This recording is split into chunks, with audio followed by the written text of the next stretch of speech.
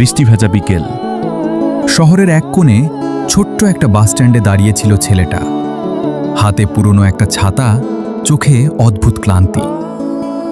মেয়েটা আসবে বলেছিল, কিন্তু আজও দেরি। ছেলেটার নাম আরিয়ান, মেয়েটার নাম মেহরিন। আরিয়ান কখনো বড়লোক ছিল না, দামি উপহারও দিতে পারত না, কিন্তু মেয়েটার জন্য প্রতিদিন রাত জেগে কবিতা লিখত। মেহরিন অসুস্থ হলে নিজের খাবারের টাকা বাঁচিয়ে ওষুধ কিনে দিত। আর মেহরিন, সে শুধু বলতো, তুই থাকলেই আমার পৃথিবী সুন্দর লাগে। কিন্তু পৃথিবী সবসময় সুন্দর থাকে না। একদিন হঠাৎ মেহরিন বদলে যেতে লাগল। মেসেজের রিপ্লাই কমে গেল, ফোনে ব্যস্ততা বাড়ল। আরিয়ান হাজারবার জিজ্ঞেস করেও উত্তর পায়নি।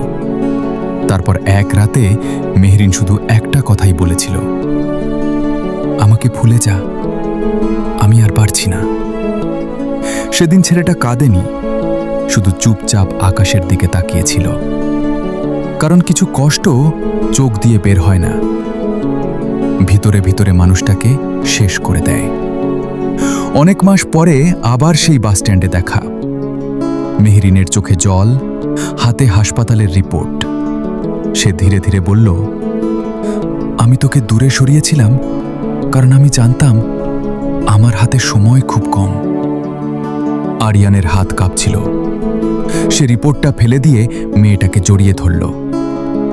তুই বাঁচবি কি মরবি সেটা পরে, আগে এটা বল, এত কষ্ট একা সহ্য করলি কেন? মেয়েটা হেসে কেঁদে ফেলল। কারণ তোকে হারানোর ভয় মৃত্যুর ভয় থেকেও বেশি ছিল। সেদিন বৃষ্টি খুব হচ্ছিল, কিন্তু দুইটা মানুষ প্রথমবারের মতো নিজেদের কান্না লুকায়নি।